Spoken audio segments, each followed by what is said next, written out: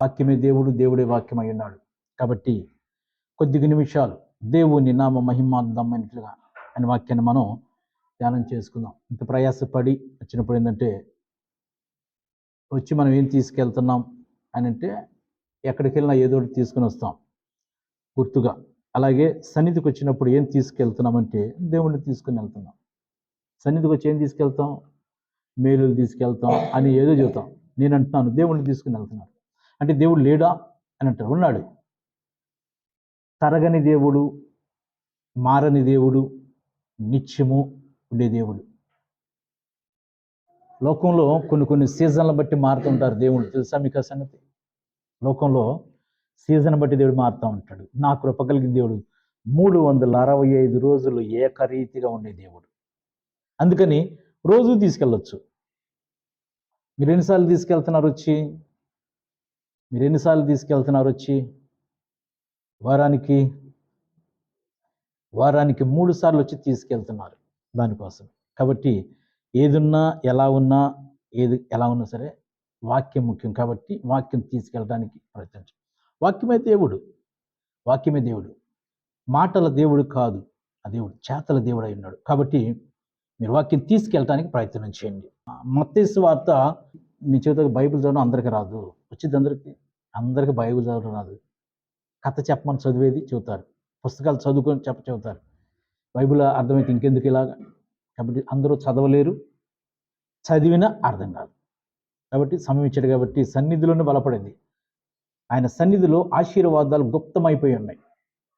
ఇంకెక్కడుండే నాకు తెలియదు, కానీ ఆశీర్వాదాలన్నీ ఆయన సన్నిధిలో గుప్తమై ఉన్నాయి. నీ ఇష్టం తీసుకెళ్ళడానికి ప్రయత్నం చేద్దాం.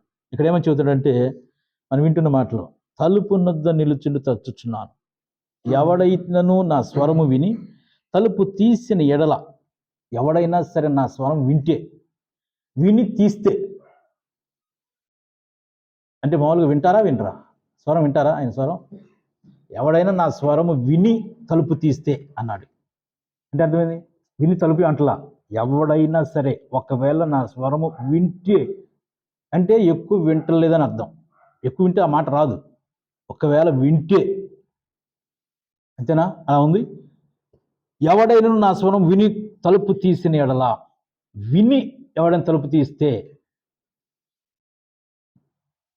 నేను అతని యొద్దకు వచ్చేస్తాడంట. అతనితో నేను, నాతో కూడా అతడును భోజనం చేస్తా. ఓకే, మంచిది. గొప్ప దేవుడు. ఈ సంవత్సర వాగ్దానం ఇది. కాబట్టి ఏ తలుపు తీయాలి అని అంటే హృదయమైన తలుపు అని చెబుతున్నాం. పాటలు కూడా పాడారు అంతకుముందు, దాన్ని మనం కొట్టివేయలేం. హృదయం అనే తలుపు నొద్ద అని ఉండదు కదా. అందుకని మన హృదయమే తలుపు మూయబడి ఉంది, దాన్ని తెరవబడాలి.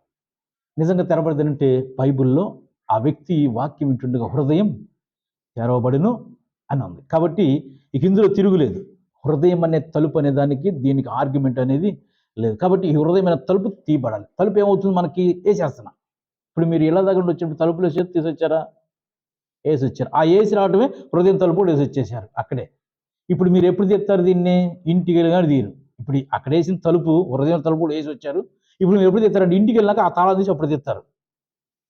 ఇక్కడ తీస్తే మళ్ళీ ఏమైపోద్దాం, ఇక్కడ తీస్తే మళ్ళీ అక్కడ తెరవబడిద్దాం అనుకుని మీరు తెరవట్లేదేమో.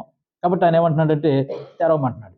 అయితే ఈ మధ్యాహ్న కాల సమయం కొన్ని మాటల ద్వారా ఆయన నామాన్ని మహిమపడదాం. ఎందుకనంటే ఈ మాటకి చాలా రకాలు చెప్పాలి.